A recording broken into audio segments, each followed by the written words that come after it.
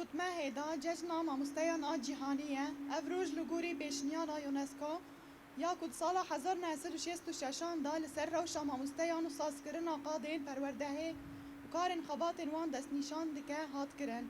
Di sala 1994 da ev roj li seranserê cîhanê tê pîrozkirin. Roja mamosteyên cîhanî armanc dike ku balê bikişîne ser nirxandin, naskirin, pêşdebirina mamosteyan li cîhanê. Weke em dizanin ku mamoste xwedî kedên pir pêroz û cihê herî berz di nav civakan de xwedî rûleke dînamîk a avakirina nivşan rol dileyîze. Ji ber ku eger bixwazin civakê pêşve bibin, divê rûla mamosteyan di pêşveçûna civakan de pir girîng û wate ye.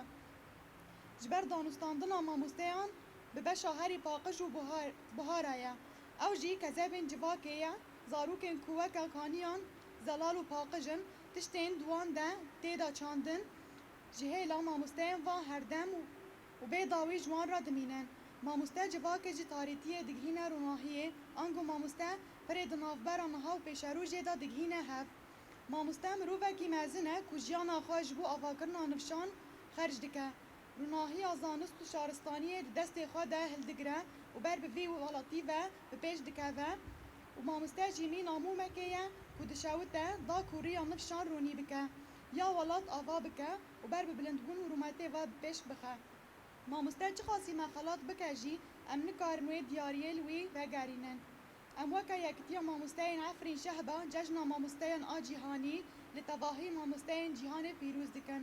Bi taybet em ê vê cejnê li mamosteyên Bakur û li Rojhilatê Sûriyê jî pîroz dikin.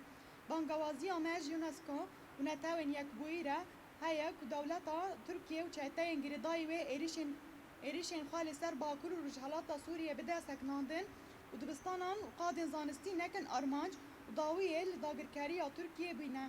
Da ku zarok û mamoste bi aramî perwerdehiyê xwe berdewam bikin û bi hêviyê ku aşitî û aramî di hundirê Sûriyê de pêk were û her kes veger li cih û warên xwe. يصادف 5 من أكتوبر من كل عام عيد المعلم العالمي. تم إقرار هذا اليوم بناء على اقتراح منظمة اليونسكو عام 1966 ومنذ عام 1994 وإلى يومنا هذا يتم الاحتفال بهذا اليوم في جميع أنحاء العالم. كما نعلم أن المعلمين يعملون عملا مقدسا للغاية، فإنهم يلعبون دورا ديناميكيا في بناء الأجيال، لأن هدفهم هو تطوير المجتمع وتقدمه.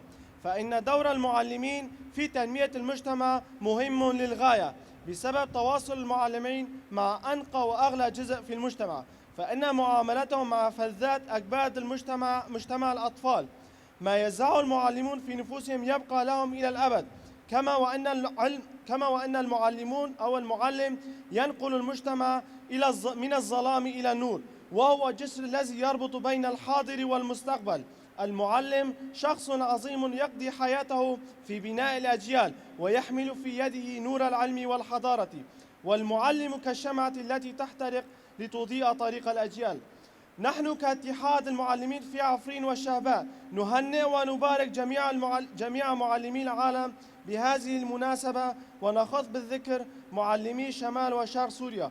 وكما نناشد منظمة اليونسكو واليونيسيف والأمم المتحدة بوقف انتهاكات وهجمات الدولة التركية ومرتزقاتها على الشمال وشرق سوريا، وأن لا يتم استهداف المدارس والمؤسسات التعليمية، وأن تضع حدا للاحتلال التركي حتى يتمكن الأطفال والمعلمون من مواصلة تعليمهم بسلام. وكما نناشد بإنهاء الاحتلال التركي في عفرين وجميع أراضي سوريا كي يتحقق السلام والأمن والاستقرار وعودة جميع النازحين إلى ديار آبائهم وأجدادهم.